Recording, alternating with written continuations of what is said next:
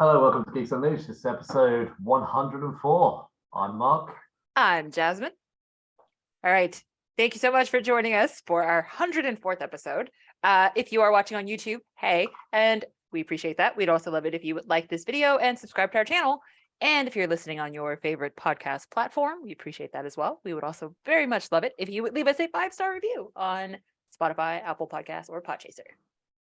And also, if you're feeling so inclined and you would like to chuck us a couple of dollars/pounds, pounds is still worth more than dollars, so pounds. And barely, we're catching up to you though.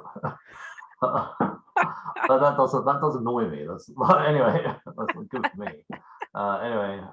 You can chuck some money in our Ko-fi, and every little helps. So, buy us a comic, or we can buy us a movie. Buy us a coffee. Something go towards my gas and electric. Very true. So, very true. Hold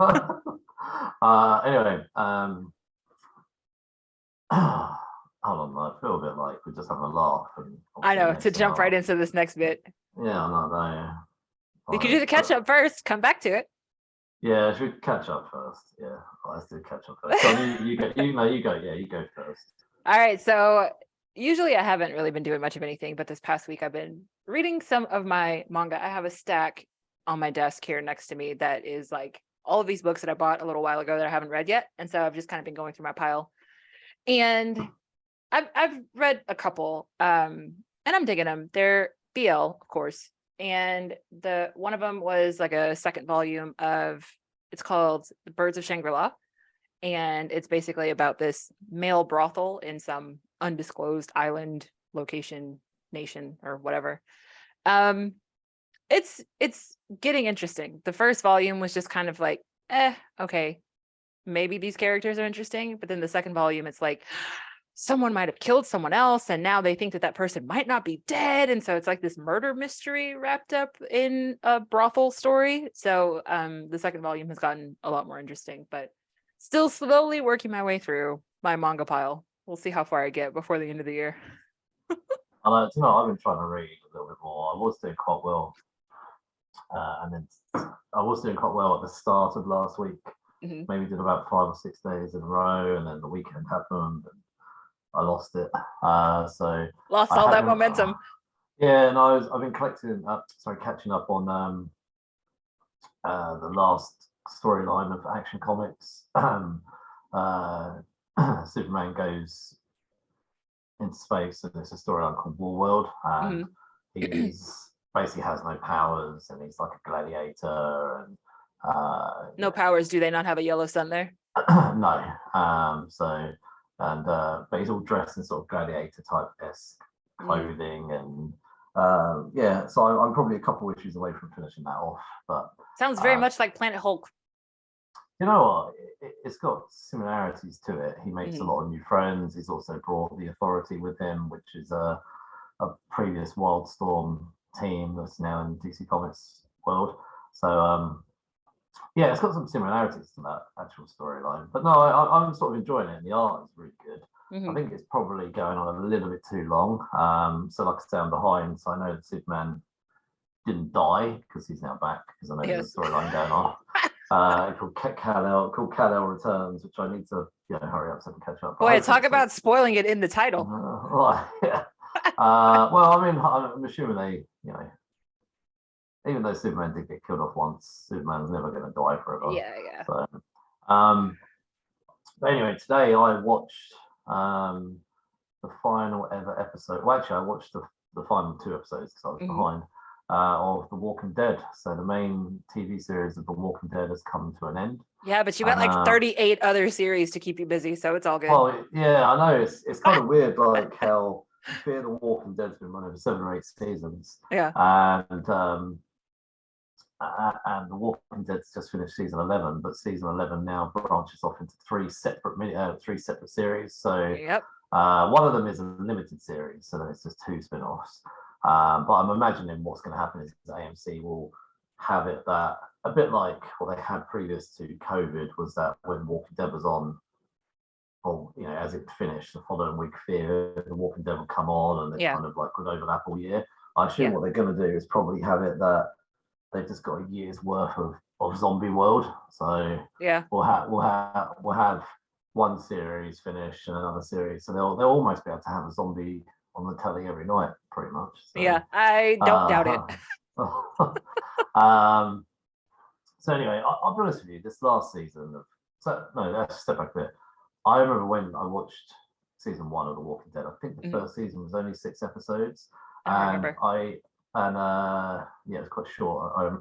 So I remember being quite like excited about it. I'd never read any of the comics, but I knew it was a comic TV series, and I really enjoyed the first season. And I remember watching that, and at the time, nobody really talking about it. I don't think the first season gained as much traction as it did as more seasons went on. Yeah. Because I remember even when season 2 came out, like I just didn't seem to know anybody that was watching it. I can't even imagine like people not talking about Walking Dead. Well, I remember when the second season came out, like it's very slow the second season, and there was this whole storyline in the first few episodes of the second season where I think it's Carol's daughter went missing, and then she comes out the barn and she's a zombie. And I think that took like 7 episodes to kick in. And for the first 7 episodes, they thought she was missing. And when she comes out of this barn with all these other zombies, I was like, what? At the time, I was like, what a flipping twist. I was like, I just remember at the time thinking how brilliant that was. And I didn't know anybody that was watching it. I was like, I can't even talk about it. I was like, I literally didn't know anyone that was watching it. Anyway, as time's gone on, like more, I know a lot of people watch it. You don't have that problem anymore. No, but then also I do know a lot of people like yourself dropped off the show and sort of lost interest. I'll be honest with you, my interest has waned over the years. I think the storyline where Negan was brought in, because Jeffrey Dean Morgan is such a great actor, they dragged that out for 2 seasons as him being the main villain. Yeah. That shouldn't have happened. What was the I forgot it. The governor. I thought the governor of all of the like bad guys that Walking Dead had, the governor was the best one. Yeah, no, he was good, but then again, and this is what we've talked about before. They make the mistake of bringing people back. There's no when the governor storyline came to an end. There's no need to let him live and then come back another day. That they should have just killed him off. And at least though, when they did bring him back, he was still a scumbag, and then he did get killed off. It wasn't. It was good that there was no redemption storyline. He just still was a villain. Anyway, I've enjoyed, I would say, for the most part, but the actual thing that's this season 11, is what's actually dragged. I have felt the Commonwealth storyline has really dragged. It was another storyline, literally like Negan's and his, it's just another bad guy in charge of the community that just wants to rule all the communities. It's literally like been there, done that. Just got a different name, different villain, sort of different setting. Yeah. And I'll be honest with you, I've really struggled to enjoy season 11. So you're saying they got a little too heavy-handed with the rinse and repeat? Yeah. Walking Dead for years was a what do you call it? Formula. It became a formula show. Walking Dead. In the beginning, the formula was group of people wandering around in the woods. Your favorite, the wandering around. They'd find a base or a camp or a prison or a barn, or then they'd stay there for half a season or a season, and then at the end of it something would happen. So they were in season 2, they were in the farm, and then the farm ended in fire or zombies or something, I can't remember at the end. And then they moved on, and then the prison, obviously they had to leave because of the governor. They have stayed, surprisingly, in Alexandria for quite a few times, quite a long time. However, then the formula changed, and the formula was then meet a community, not do very well with the community. I know the Whisperers didn't have a base, so to speak, but it was another community that they met that had their own way of living, and they kind of, the Whisperers wanted, the people of Alexandria to live by their rules, etc., etc.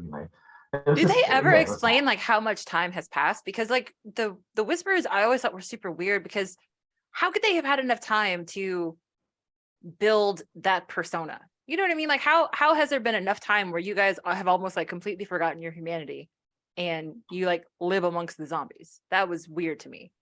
I was slightly confused. So there was another spin-off of The Walking Dead is Tales of the Walking Dead. So in the main Walking Dead, they gave the leader Alpha her own storyline. They did a flashback of how she became Alpha, or sorry, how she met Beta. Sorry, and then in Tales of Walking Dead, they gave her an origin of how she actually joined the Whisperers. Mm-hmm. So I'm slightly confused if those two are supposed to not, if there's, I don't really know the timeline of those two events. Yeah. But basically, in the Tales of the Walking Dead, Alpha is living on again in a community, which is on a boat on a river. They form their own community on a sort of like a steamboat type thing.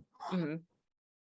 She eventually leaves the boat with her daughter, and they're sort of down and out in the middle of nowhere, and they run into the Whisperers themselves. So she ends up actually joining the Whisperers. So I don't know how long that how that was created, Mm-hmm. but it never seemed to me necessarily that they completely lost their humanity, but more like they had decided that this is how they're going to live as survival. I don't know. Like I Yeah. think Alpha seemed to lose her humanity, but she was obviously um, I don't know, like a bully, really. You just like wanted everyone to fall in line. A bit another Negan, essentially. Yeah. Um, Aren't they all but though? yeah, yeah. Although Negan is the only one who kind of reformed. The governor didn't reform. Alpha didn't reform. Whether or not Pam, who's the leader of the Commonwealth, will reform, we'll never know because the series ends with her being put in prison. Mm. So anyway, this final episode led up to this whole confrontation between um, essentially the Commonwealth and everybody, and we finally got a Maggie and Negan heart to heart moment. I mean, I say heart to heart, like Maggie getting it all off her chest about how she feels, but basically she says to him along the lines of, "I can't forgive you, but I see kind of how you've changed and how you've grown and." And how she's like, there are going to be some days where I just can't look at you because of what you did. And even she talks about how he beat Glenn with a baseball bat. And she's like, Glenn was beautiful. But I've seen everything that you've done to save us all. She's like, basically she's trying to acknowledge that he's not that person. I don't Uh, care. Don't like, care. I don't care. I think it is complete and utter bullshit that Negan got a redemption story. I really do. Like, if you have the balls to create a guy that is as bad as he is, that beats people with a barbed wire laced baseball bat, then he should freaking die the same villain who beats people with a barbed wire laced baseball bat. Like, he should not be like some anti-hero by the end of the story. That's asinine. well, I mean, people do change. I Like, don't give a not. shit. I don't give a shit about you changing. You still beat the shit No, out of somebody with a baseball bat. I think no. What I was going to say is, I think there's a difference between him changing and growing, and him changing and growing, and then living with, not living with, but living in the same society as the widow that he created. I think, okay, fine, grow, change, but you might, step away from at least even the kindness of not living with her in that society. I think it's okay what he's done. He's shown all of these people that he's changed. He's helped protect, he's protected that community. He's done a lot for the people that essentially he did wrong to in the beginning, and that's good in a way. And I thought it was quite nice at the end. Daryl and him both give each other sort of a nod of respect, like out of a window. And I thought to myself, that's taken a long time as well, because Daryl hated this guy for a long time. And I thought to myself, that'll be their final scene, I bet you. And it was their final moment they saw each other.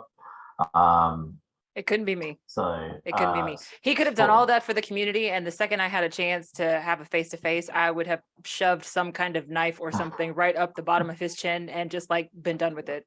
Yeah. But anyway, so so spoiler here, there is a couple of people that die, but the one that got me the most was Rosita. She did pass away in the final episode of The Walking Dead. It was quite a sad moment. They will sort of take turns coming to see her in bed. Mm-hmm. there's I forgot his name, but there's a new male character they introduced after Rick left. He died as well. And then anyway, so the show ends with they defeat Alexandra. Pamela is put in prison. They do a time jump a year later where I've got his name now, the king guy who had the tiger. Ezekiel. Ezekiel, that's it. He is now the sort of in charge of in charge of the Commonwealth. But we've got the sort of separate communities, but everybody's all at peace now, and etc. etc. I'm assuming if there's season 12, 13, 14, etc., I'm assuming they're at peace. They wouldn't be at peace for long, but it's ended with a peaceful time. So it then ends with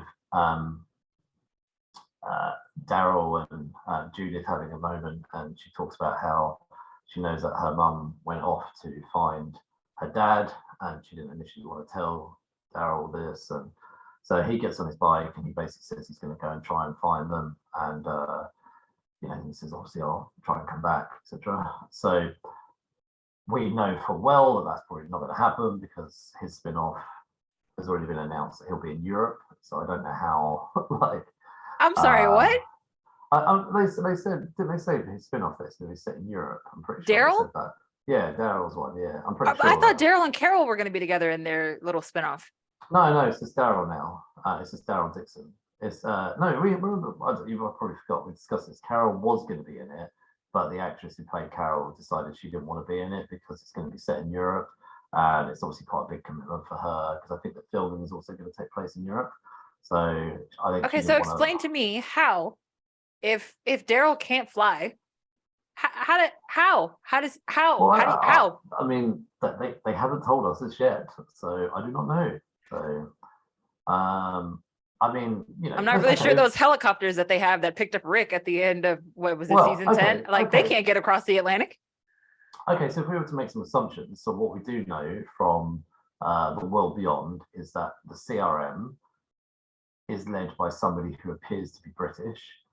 So they must have got here somehow. So if Daryl somehow does go looking for Rick and gets himself in shit street, maybe he ends up in Europe through the CRM, and maybe they still have planes. They didn't get here through helicopters or whatever. Maybe there is a CRM connection. So I guess we'll have to see. You watch and then you just give me the rundown. I'm good. So it's meant to come out next year. So at the end of it, the show ends with Daryl going off the bike, and then the titles come down. Well, not the screen sort of fades to black, and then we have, which was so obviously going to happen, a Michonne and Rick sort of scene, not together, but overlapping in audio. And initially, I thought they were together. The way they were kind of fading out each other's faces, but their scenes are also not set at the same time. So Michonne's final episode, she finds some evidence that Rick is alive on a boat, and the scene we see of Rick is him essentially on the run from the CRM. So he's wearing one of these jackets that's got the 3 circle symbols of the CRM. He's writing down he's doing a bunch of shit, and so Michonne found this sort of drawing on a phone or something, and basically he throws it into a boat, and in this scene that we see at the final episode. Now, obviously, that Michonne found that I think it was in season 10. And that's led to her leaving to go find Rick. So now we find out how Rick threw that on that boat. So Rick is a grotty mess. This helicopter comes down and was like, Rick, there is no leaving, etc. And so I'm assuming that they're dragging his ass off back to the CRM. So Michonne, however, we see her writing a letter to Judith, and she puts it in a bottle and one of those note in the bottle type things. And so basically she's saying, I'm still looking for your dad, etc. It's a lovely little letter. And then they do this really cool montage of all the characters basically from The Walking Dead over the years, and they show a mixture of people that have died, and he has a really cool line about, you know, we are the ones that lived or live, and then they show loads of them all saying it. And one of the ones that really hit me was Morgan. So he's not in the show anymore, he's in Fear the Walking Dead, but like he was a big part of the show as well. And no, it's such a cool sort of way to end it. And then as that finishes, they then show you all of the sort of spin-offs that are going to happen. So we've got the Negan and Maggie one set in New York, and then we've got the Michonne and Rick. I think it's going to be 6 episodes miniseries, and then there is the series which looks like they're just going with the name Daryl Dixon. So I assume it's going to be something like Daryl Dixon Walking Dead, or Walking Dead Daryl Dixon, or something like that. But it just came up on the screen, Daryl Dixon. So and I from what I've read previously, that was going to be set in Europe. So yeah, it's kind of weird. So one show has now become 3. So well, 6 but, technically. Well, so you've got those 3 spin-offs. You've got Fear the Walking Dead, and if they're still doing Tales of the Walking Dead, that's 5 shows. So what's the other 6 one? The World Beyond. Oh no, that's finished now. Well, no, I'm not currently running, but like this one series has spawned 6. Oh yeah, 6 spin-offs in total. Yeah. And I bet you any money there's more, but yes. This makes too much money for AMC. It is their singular moneymaker. Without The Walking Dead, the AMC has 0 budget. I imagine that. So obviously we've said goodbye to the whole cast of, you know, Ezekiel, Carol, and obviously that whole world. They won't leave that alone. Like that, I reckon at some point that would come back. So, of course. You know, even if it was a few years. But for me, so when this came to an end, like I say, circle back here, season 11 I haven't particularly enjoyed because I just felt like it was just a bit boring, if I'm honest. And also I didn't really care about the lead of Pam. She wasn't particularly interesting to me. I don't think they particularly picked, maybe it's just that they didn't pick a strong enough actress, I don't know. But I just wasn't really that bothered about it. Like, anyway, I just kind of, maybe they should have made it shorter. They released it they broke up the final season into 3 pieces. I just think sometimes just get on with it. Like, rather, I know America did this a lot. They break things up, and you know, but just show us the show. Like, I think COVID got in the way too, though. Unfortunately. Yeah. I think that. So they added for the previous season. They added, I think it was like an additional 6 episodes of like kind of more like sort of, what do they call them? Like single-handed episodes. So kind of, or very insular episodes. There's one about Carol trying to find some food. There's one about Daryl finding a dog and a woman in the woods. Who that woman actually came back later on and was a right pain in the arse. So yeah, like there was a COVID impact. I've got this theory, right? So the Walking Dead comic book finished, and Robert Kirkman brought it to a close. He didn't do any big announcements. He just brought the show to a close. Sorry, the comic to a close, and it was all in black and white, the original run. Now he's reprinting that whole series, the comic. It's coming out, I think it's coming out like twice a month or something. I don't buy it, but it's coming out, but he's reprinting it, but it's all in color now. And I've got this theory that he's going to, so everyone's probably under the belief that he's just reprinting the original run all in color and it'll come to an end again. Robert Kirkman's a sneaky git, and I've got this theory that he's going to go beyond his original run and add new stories on. Okay. And like not announce it. I think it's going to suddenly be the next issue will come out. That's my theory, right? So if that happens, like, would they, you know, try and bring the TV series back? Maybe once he's done another 10 or 20 issues of sort of storyline for his characters. So, yes. Also, one thing we forgot to mention with the spinoffs, Talking Dead. Even though that's like a live action thing, still, Talking Dead has been very popular. Oh, I've never watched that. I hate shows like that. The after show? Yeah, which I guess you could say something like this was an after show. But I've never been a fan of after shows. Like, I think I've never been a fan of after shows where they're run by the people who make the actual show. Well, but I think it's all fan service. Like they realized that they had this massive thing and they just wanted people to have more access to it. Yeah. And so anything to keep the conversation going is what I think. Yeah, I just always felt like with after shows run by people that made the show, they're never going to ask controversial questions. Well, yeah. Anyway, so I started watching the show like 12 years ago.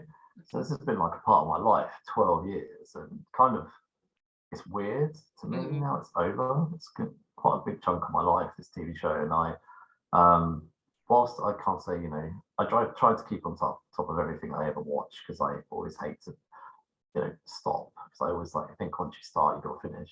But there are some things I have given up on, like Grey's Anatomy. I've watched most of that, but I gave up on that like 2 seasons ago. Yeah, I mean it's been on for like 84 years, so that's fine. I do know that, by the way, Meredith is leaving. I do know that about bloody time. But I don't care about Grey's Anatomy. It's lost interest in me. But The Walking Dead, I stuck with it, and I have enjoyed it. And when they showed that montage of previous characters that used to be in it and have left along the way, that's heartfelt.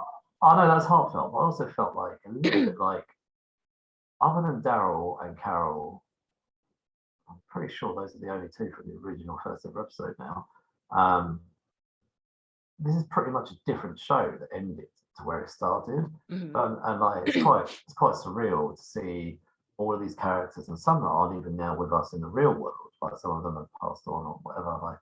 And yeah, it was quite heartfelt. So I was quite sad that it's sort of come to an end, and I feel like this is actually a bit of a nicer slide into what we wanted to talk about rather than having to go and jokes. So at the weekend, I was on Sunday. I was on my way home, and from London. I was in London for the day, and I just picked up my phone and I was just scrolling, and all of a sudden I saw. I actually couldn't believe it when I first read it. I had to go and Google. Someone did put this on Instagram, and I had to actually put it into Google to see if this was real. Because I know sometimes people jump ahead. But yeah, the sad news is that Jason David Frank, who played the Green Ranger and the White Ranger in Mighty Morphin Power Rangers, from my childhood, unfortunately, at the age of 49, took his own life at the weekend. So yeah, I think that's kind of oddly hit me a little bit. So I'm not going to lie. When I was a kid, I wanted to be a Green Ranger.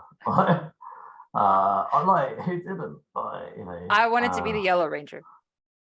Which sadly, Trini, the actress Trini, also is that. I didn't know about that for years because that happened before sort of social media. I read that she died in a car accident. So yes. I think she was the only person in the car that died. There were 3 other people in the car, and they just couldn't get to her in time. Do you know what the weird thing is? I found out about that about 9 years after it happened. Oh no, I found out like when they recast the Yellow Ranger to Aisha in the next season. I was like, where the hell is Trini? And then that's what we found out. Was it at that time? I mean, the internet was still up, but it was definitely not the social kind of thing that we have now. But as soon as I realized that they had recast the Yellow Ranger, I went to find out why. Because I knew that. I'd heard at the time that Jason and Zach, the actors who played them, they left for financial reasons, and at the time I never bothered to look it up on the internet. I had assumed that she'd left for the same reasons, but obviously she didn't, and I didn't realize it was actually at that same time. So anyway, Jason David Frank is someone I actually have followed on Instagram for years. Like I can imagine he probably was sad that he didn't have any real success beyond the Power Rangers. And I know that he was. I don't know where it was at actually. If I'm honest, he was trying to make a film of his own, which was inspired by the Power Rangers. I think it's called Legend of the White Dragon or something like that. And he didn't really seem to have much acting. Do you know? I remember seeing him as a kid in one episode of Sweet Valley High, and I remember at the time quite pleased for him because I thought, oh, good, he's getting into other things, but then he didn't seem to be in anything else. So I know that he's done a lot of other stuff with martial arts and Yeah, I was gonna say he has an academy here, yeah, because he lived here in Houston. yeah. But that's you never know what people are, what demons people are carrying, right? No, no. I mean, it really shocks me because he always seems so positive and happy on his Instagram, and he seems really to interact with his fans, and obviously to hear that he's left 4 children as well. Yeah, like just I mean, he's 49 years old. I'm 41, and just yeah, like kind of I don't know, it just really sort of hit me, and I think again a bit like I said with Walking Dead, a big chunk of my life, like Power Rangers obviously were a huge part of my childhood, and whilst I didn't carry on following the show, obviously, as I got older, because the show never matured. The show is a children's show. The show did not grow with you. No. Like, but you know what? Very occasionally, if I sit down, I'll be honest with you, it's on Netflix. If so, like, very occasionally, I have gone back and put the odd episode on from David Jason Frank's run, and I just remember as a child just how amazing it was when they introduced the Green Ranger, because Power Rangers was a formula show, you know, and but the Power Rangers episodes I enjoyed the most were the ones that were not formula, the ones where they were like 3, 5, 6 episode storylines, and they did something a little bit different, and they did a lot that involved Jason David Frank. When they brought him in, it's a Green with Evil, something was like 6 episodes, and they introduced the Dragon Zord and everything. I was like, this is brilliant. I was like, it's great. And then and apparently he wasn't meant to be in it much beyond that, but because of his popularity, they brought him back. Yeah. And then obviously because they were using a lot of footage from I forgot what was the show was called. The Minority Power Rangers taking the footage from do you know what I'm talking about? Yeah, all the it was like the Japanese footage that they just intercut. They never re-edited. Yeah. I don't remember the name of the show, but all the stuff with like Rita Repulsa, all of that was straight from Japan. So because obviously they can only use what that footage of the Green Ranger, so that obviously finished. And then I think they found a way of bringing the Green Ranger back again because they obviously had more footage later on, so they brought him again. But then when that footage all finished, they obviously had to write Jason David Frank out. But what I read, so when they brought the White Ranger back, so when they brought him back as the White Ranger, the show that it's based off of, that they cut the footage from, isn't the same character as the Green Ranger and the White Ranger in those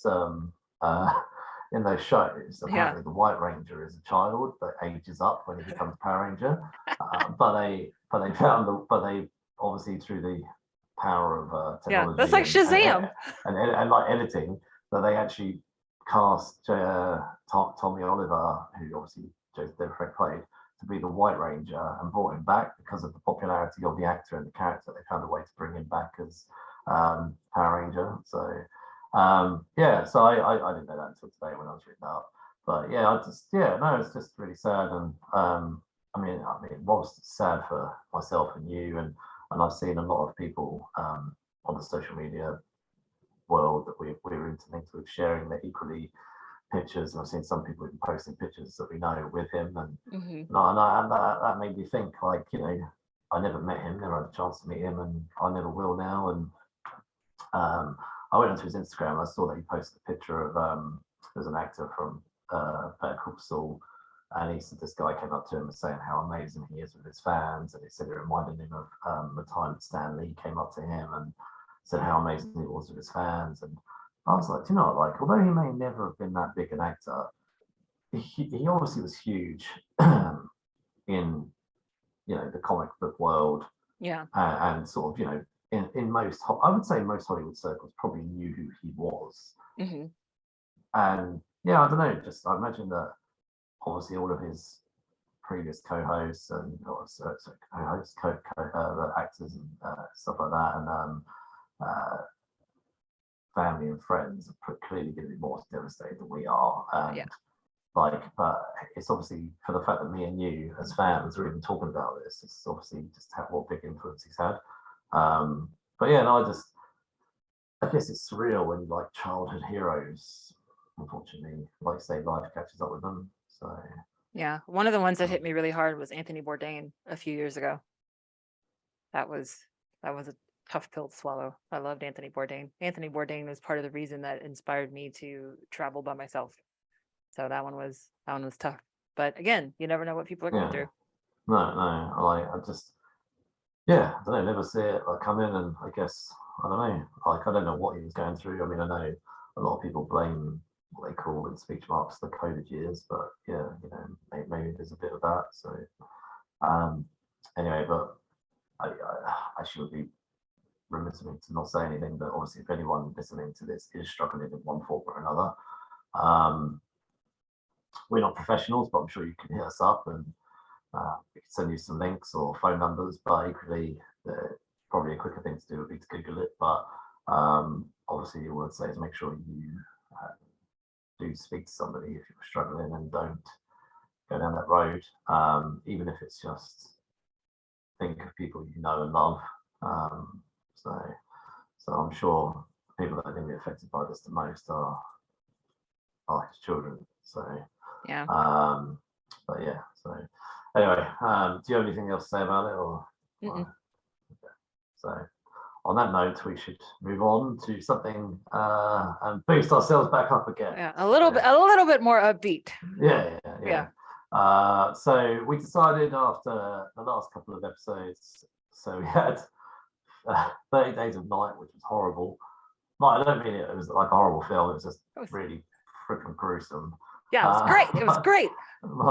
And then after last week's double whammy of the Black Panther, watching Chadwick, and then obviously watching everybody say goodbye. Yeah. I was like, Jasmin, let's do something lighthearted. Yes.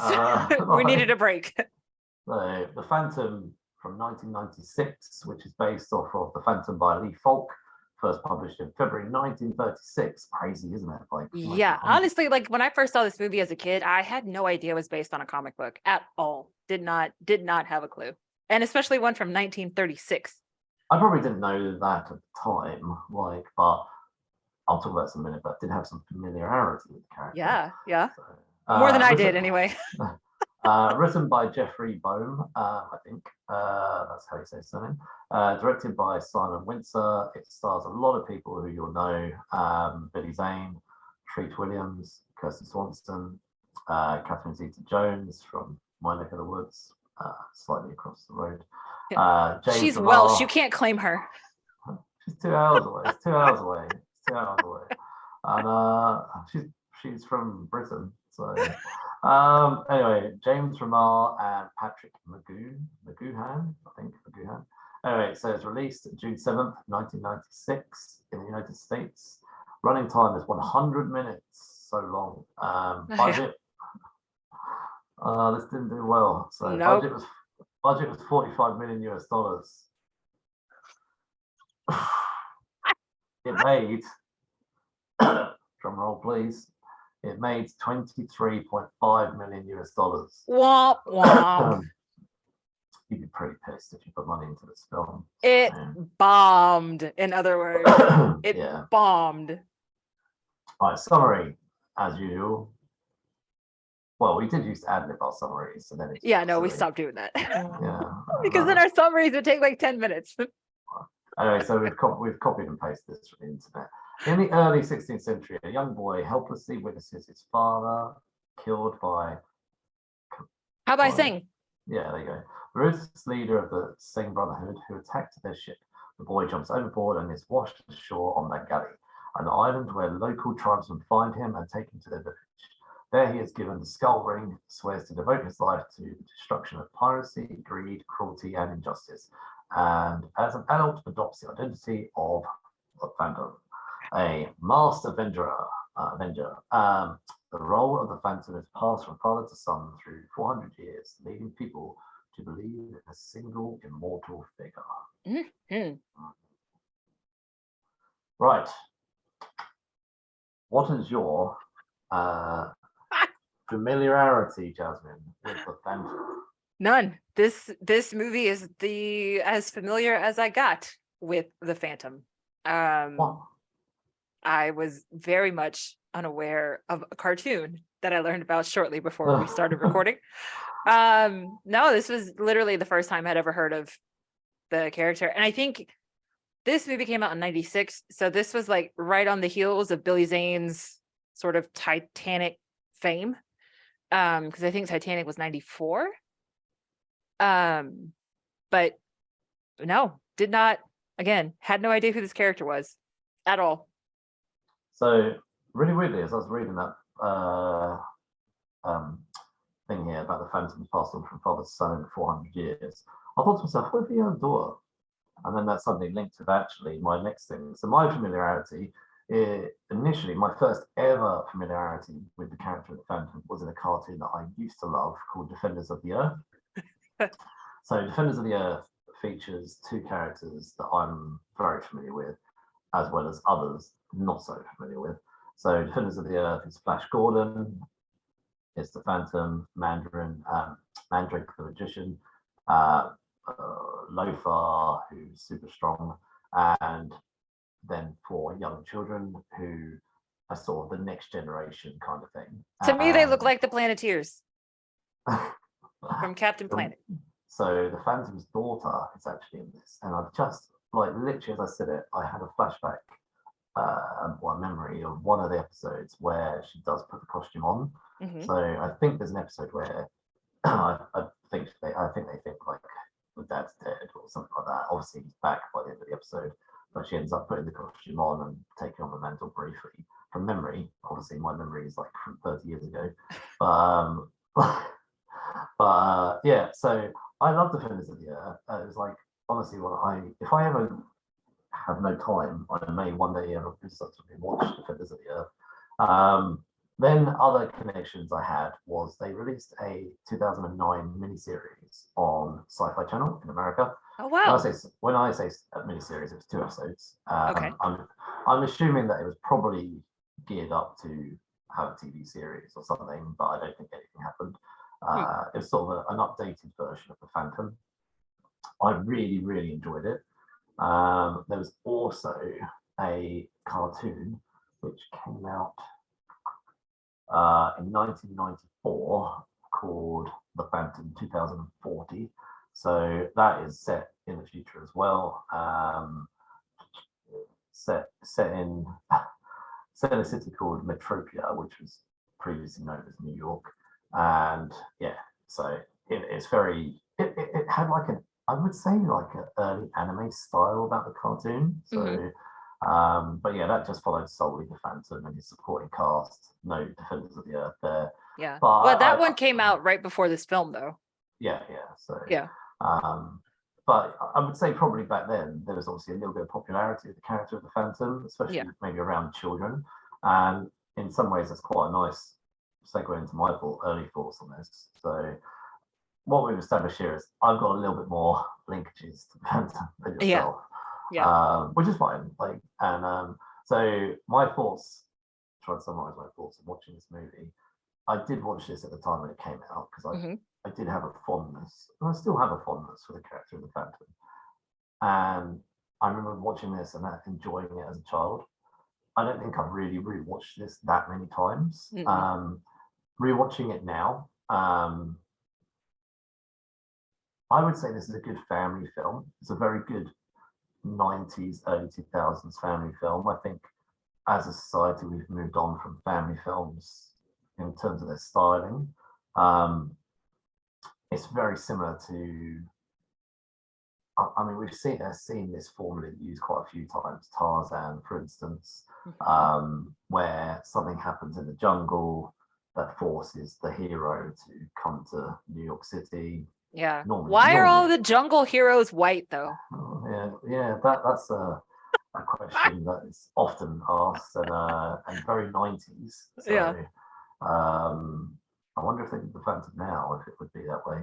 So anyway, like Phantom goes to New York City and basically there's a bad guy that wants all these skulls and they've got powers, very Indiana Jones. And very. Phantom, obviously, who is the protector of all these injustices, somehow goes to New York. And, I mean, conveniently, that's where he's from. So, well he said he was born in the cave, but he lived in New York. Yeah, he was born in the cave, but they schooled him in New York. Yeah. So, and then he went back to live in the cave. So, yeah. Anyway, then he ends up basically meeting all the villains, and they all have a standoff, and Yeah. then there's a few romantic part bits around and stuff like that, and you know, it's a nice film. Like It is very campy. It's campy. It's nice. I would say the bits that for me, which didn't work, where the Phantom is running around in New York in his costume, standing out like a sore thumb. Yeah, and that bright purple thing. But even in the jungle, the bright purple thing, you would have thought in the jungle they might have thought through that actually he needs camouflage. Yeah, I mean, I would have assumed being in the jungle, like it should have been green. Yeah. So to link back to my my connections with the Phantom, I think the Phantom as a character works really well in animation. So putting him in Defenders of the Earth was kind of an 80s, I wouldn't say it was Avengers, but it was like that kind of early team style thing where we have sort of some superheroes put together. And I think the Phantom worked really well in the 80s cartoon series. So I think it fits very well in that era in general. Yeah. And then we had the Phantom 2040 set in the future. I think that worked well in that styling. I don't think it particularly worked well, unfortunately, in this. And I don't know, like I don't think, even though this was set, when was this set, like 1930s or something? Yeah, like 38, I think, 1938. And I don't know, for me, it just didn't suit the styling. Now, don't get me wrong, if the character of the Phantom and the Mantle is over 400 years, obviously the Mantle is going to go through a lot of generations to get where he is. He would have gone through the 18th century, etc., and the progression. And so I get that, this character, this Mantle would have gone through all those years. But I don't know, like, could they not have had different costumes, like for different events? Could they not have, did he need to really run in to the building like in New York in his suit? Could he not have just stuck in the suit that he was in originally and just was, because obviously his normal identity is Kit Walker? Could he just I don't know, like I know the suit felt a little more advanced than the time period to me. Like the suit seemed like it was something from like 70s, 80s, but this is set in like the 30s, late 30s, but still. I think that's the thing. They were going with an adventure style film. Yeah. With a character that potentially didn't fit in that film, or in that era. Now, if they'd have done a 1930s film, potentially with the Phantom, maybe in the jungle for the whole of the film, and not in the 30s, and maybe if they'd have tried to play around with the jungle element more. But also, like one of the things I love about the Phantom is his sort of pet name, or sort of the other name they call him, the Ghost Who Walks, because he's obviously meant to be mysterious and in the shadows. He doesn't stay in the shadows too long, and that to me felt like they were going with a Batman-esque sort of character. Batman never would have been like running and jumping into the back of cabs saying follow that person. No. I mean, Batman obviously had a Batmobile, but and for the fact that Kit clearly has a lot of money, handing out all these diamonds and stuff like that. Can you not just pay for it? But then you don't get that like cheesy cabbie character, comedy, like that. You don't get Al. You know what I mean? Like, I don't know. It's generally, I watched it and I was like, I didn't hate this film. I just thought to myself, like, it's just a nice film. That's kind of like you, I saw it when it first came out, and I remember enjoying it when it first came out. But like, it was one of those things where it was like I had a good time while I was watching it, and then when I left the theater, it was like I never thought about this movie again. But this time around, it felt very much like a video game. From the opening sequence where they're driving the truck across the bridge, they got the kid, there's like booby traps in the cave. It all felt very much like I was playing Uncharted. And so this time around, I feel like I enjoyed the movie a lot more watching it this time than I did, back in 96. So to me, it felt like Uncharted. it felt like, obviously, Indiana Jones. It was very Indiana Jones-esque.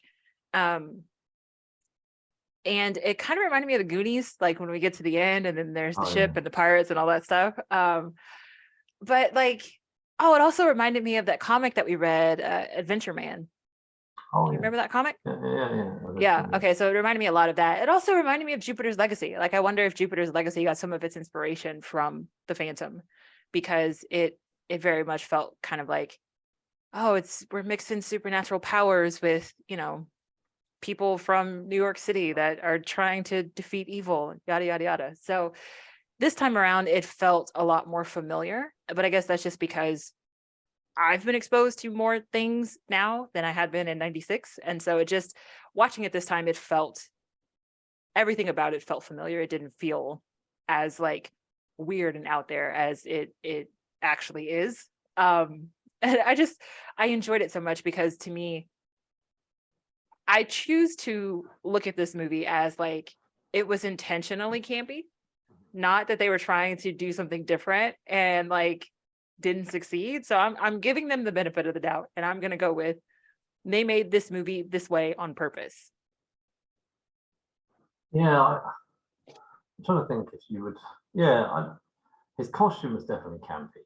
Yes. And but the action sequences are really campy. Like, the fight choreography is really campy. The whole scene on the boat where Catherine Zeta-Jones just randomly kisses him out of nowhere, like some guy falls from the ceiling and your first inclination is to kiss him. Like, I thought that was super weird.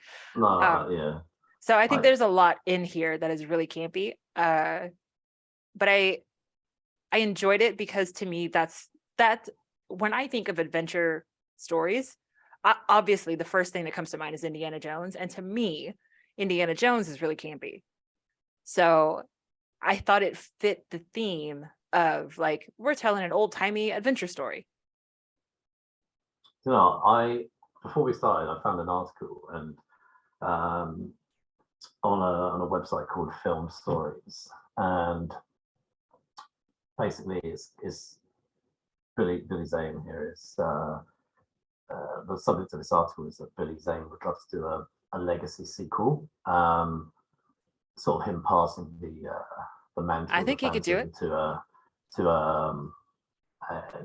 his child, his son, potentially, or daughter. Now we're in the. I was gonna say, in this day and age, it'd have to be a daughter. It would have to be a daughter. Yeah. Right? And I think, you know what, though, a daughter would be pretty cool. And yeah. Back then they wouldn't have done that. But actually, no, I say that, in The Defenders of the Earth, it was his daughter. So can't actually, which was pretty good actually. But that was in a cartoon. They wouldn't have done that in live action. No, probably not. No, they wouldn't have had the chops to have made a female central lead, where now they do that. But although Christy Swanson wasn't bad, because she got her start with Buffy the Vampire Slayer, the film, the original film. Anyway, this guy here, I don't know who wrote this article. Somebody called Dan Cooper. He wrote this actually last year in December. I want to actually read this first paragraph because actually I will agree with this whole first paragraph. Dan Cooper, he sounds like a guy that I used to work with, that wrote at Screen Rant. Dan Cooper. Maybe I'll have to look it up. So it says here, 1996 is The Phantom is a movie that enjoys at least a bit of a cult following. Had it released at another point in time, it may have even have amassed a wider audience upon release, perhaps spawned sequels, or, and then he put in brackets here, wishful thinking on my part, close brackets, part of the first step in a Defenders of the Earth live action movie. And then he put a project that would have united the Ghost Who Walks with Flash Gordon, Mandrake, and more to form an Avengers Assemble style movie based on the Saturday morning cartoon. Anyway, I won't read the rest of that. But basically, Billy Zane says he would love to sort of pass the torch. He puts it, to be honest, the Phantom Return would be quite interesting 20 years later. It's a father to son business, and it had a bit of a handoff. And I dug him up because he didn't have. And I dug him because he didn't have superpowers, really. It just kind of super humane. Again, the moral compass would be a nice reminder. So right out of the comic universe, I'd say the character would be a hoot. I mean, that was a cheesy quote by Billy Zane. But that sounds very Billy Zane. So I actually thought the reason I grabbed that is because on the summary of the film, they do set it up. Obviously, we do see him talk to his father, who was the previous owner of the Mantle of the Phantom, and then somebody talks about how they killed the Phantom. Yep, stabbed him in the back with a 12-inch blade. Anyway, so basically, that would actually be pretty cool, and I think people would probably be quite into it. So I would be into it if they brought Billy Zane back as an older, more rougher guy and passing the torch. But honestly, that would be amazing. Like what that guy wrote there about a live action Defenders of the Earth movie would be just. I would love it personally. Like if they did a handoff and brought in I don't know, like. But who would their villain be? So if we're talking 30 years, that'd be like 1968. What would the subject of a film like this be in 1968? Well, I mean, the main villain in the Defenders of the Earth cartoon was Ming from Flash Gordon, who you obviously aren't familiar with because I know you're not familiar with Flash Gordon. So anyway, right, we'll bring that to a close on potential sequels. But did you have a favorite character from the movie? Yes, the wolf. Oh, do you know what? When I was thinking about favorite characters, I laughed to myself thinking, "Oh, one of my favorite characters only had like one scene." Who was your favorite? The taxi driver. Oh, Al. Yeah. You know what? It was really funny when I was watching this at the end, and Al goes, "I love New York. I thought about you," and I was like, "That sounds like something Mark would say." I just love that he showed up at the zoo, and put him in the car. Get in. I'll be honest, none of these characters I was particularly bothered about. So it was more quirky characters like the cabbie. So yeah. So. Although a surprise character, I did not remember him being in this movie, but Haruyuki Tagawa is one of my favorite actors. He was Shang Tsung in Mortal Kombat. He was in Rising Sun. Oh yeah. So to see him at the end of the film, like I got such a kick out of that. Like when I was a kid, I had the biggest crush on him. So structure of the film itself, we kind of talked about it a little bit. It's very formulaic. Like it's cheesy. The script is easy. Flashback, origin story, present day, damsel in distress, hero saves the day. I mean, it was very like follow the formula. That's what it did. Did you have a favorite scene though? I've got a favorite scene. I did. It was a very small scene, but like, so when they leave New York after they have kidnapped Diane, and they leave New York, and they're on that plane with the pontoon plane, and it's like the plane is flying out of the scene. Oh no, and like that is my favorite scene. The wing tipped over, and then you can see the Phantom like under the wing, and I was like, oh, that was actually really cool. Like, but like, what I was gonna say. Oh yeah, that sequence where it was just kind of like, hey, surprise! Like, there's a guy on the plane. When they're getting off the when they're Diana and onto the horse, and the Phantom, and they're getting onto the horse. I was like, this is stupid, stupid. But because the horse is running as fast as the plane. I thought it was so cool. The wolf goes and finds the horse, barks at him. Yeah. Then they run. Then they follow him. And then they run like hell. And I was like, why can't my dog be as like well? Be nice to Cooper. I bet Cooper would. Like if you gave him the opportunity, I bet Cooper would make friends with horses. Like and then run through the woods to save my life. Like he wouldn't do that. He'd follow the food. Like there'd be no food there. Poor Cooper. But that honestly, that scene there where they're jumping off the little plane onto the horse, and I was like, that's great. And then I couldn't believe it. I actually couldn't believe the cheek of the Phantom when he tells her, Diana, to get behind him. Yes, while everybody is shooting. I was like, of course you just told her to get on your back. Like, everybody's shooting up your ass. Like, you know, if anyone's gonna get it, she's gonna get it first. Like, that was so funny when he said that. I was like, what an ass. I know. I was like, hey, do you mind being a human shield? Can you like just flip around, get behind me while I, drive the horse? I honestly thought that was just like something else. Like, chivalry is dead. Yeah, I was like, no way. No, you didn't ask her to get on your back so you can like yeah. get So her yeah, shot. she gets shot first. Yeah, yeah. So That was funny. That was so anyway, funny. is there any changes you'd make to this Oh film? my God, tons, but I don't have time Well, to talk about them. yeah. Me too.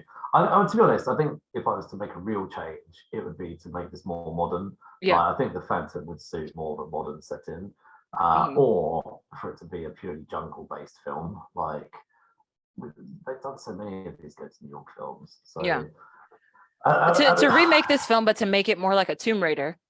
Yeah. I think that could be cool. Yeah. Or Yeah. like if they just lean into the video game aspect of it, like do that a bit more. Like I wouldn't mind them doing another film and making it campy again, but like it didn't all work to me. Like the suit to me was out of place, and for whatever reason, like the gun that he used felt very out of place to me too. Even though the bad guys had guns, but like the gun that it just barely ever used. Yeah, it just felt really out of place for him to have the gun. So just kind of cleaning all of those things up and making sure that the whole film is in the same timeline, not like parts of it are in the future or whatever. So at the time this film came out, it came out around sort of the 90s. There was quite a few similar movies of this era. Like the Rocketeer, it reminds me a lot of the Rocketeer. Love the Rocketeer. I know, I love the Rocketeer too. Things like Honey, I Built a Kid, and there's a bunch of other movies that came out around the 90s, adventure style films. Yeah. How do you think this fits in that world? Like, I think it fits well, honestly. Yeah. Like I think for the era that this film came out, it's not out of place in 1996. It is definitely the kind of film that does not age well. It is very, very, very out of place in 2022. But I think in 1996, looking at the slate of films that are coming out around the same time, it's a very generic late 90s film. There's nothing specifically out of place about the film itself to me. So it pulls a lot of elements like from those kinds of things. And I think you can kind of see that 90s influence and just sort of the way that the interactions are happening. But like, no, I think it fits its time period, like in the sense that it fits with the rest of the films that were coming out at that time to me. Yeah, I think I was gonna say at that time in the 90s, so I know obviously, through the years, 70s, 80s, they've always made films that had sequels. But back then, like there was a lot of one and done movies, unlike now where Hollywood is trying to what TV series can spin out of this, what movie can spin out of this, what universe can we build. Back then they did, and actually, to be honest, and this is a lot more credit, and whilst this film isn't the most challenging of movies, back then they would be concentrating on telling a good story. Like when they made the Phantom, they weren't thinking, can we make 4 Phantom movies? Right. Can we make a cartoon spinning out of it, or a live action prequel TV series, or we see the Phantom in New York, or growing up, or there was none of those thoughts went into it. It was just actually, can we make a really good movie? So I would say, and that was all that time. Like I say, they made Rocketeer at the same time, and but if we're comparing, Rocketeer is a far superior film. Far superior film. Rocketeer tells a much better story. Also, I think the Phantom is intentionally campy, but I think that them making it so over the top is probably what hurt its box office. Like, even though it fits with the things of the time, like at the time, I'm sure 45 million was a pretty hefty budget for something that they probably knew from the very beginning would be like a B-level film. But at 45 million in 1996, like you're at the very least, you are expecting to make 47 million, right? Like, and it didn't get there. And I think like part of the reason though, when you watch this film, we joked about like favorite characters not even being the humans. But like when you watch this film, Billy Zane and Treat Williams are the only 2 people that actually give a shit about their characters. Like Billy Zane plays this character down to his tippy toes. Like there are parts where he is walking through this cave and he has like a ballerina toe point. Like he is literally acting all the way to his toes. And Treat Williams is completely and ridiculously villainous and over the top, and he is very great. Everyone else is phoning it in, and you can tell that it's very obvious that nobody else really cares about this part. It's just like they're paying me to be here, so I'm showing up. And I think that disconnect, because like when you get down to it, this cast really didn't have any chemistry, like none of them. And it kind of, to me, on that front, it reminded me of the Eternals, where like the Eternals is telling this epic 5,000-year love story, but like there is no chemistry between the two people that are supposed to be in love with each other. And the Phantom has a lot of that, where it's just kind of there's no chemistry whatsoever. I like, it's not any animosity, like it doesn't feel awkward or anything. It's just like there's no chemistry between these characters. I think because of people watching it expected a kiss, and at the same time he's like, I only reveal my identity to the person I'm going to marry. Yeah. Like, and then takes off his mask. So, yeah. And she still kisses him. So that's fine. I guess she probably felt like she had to.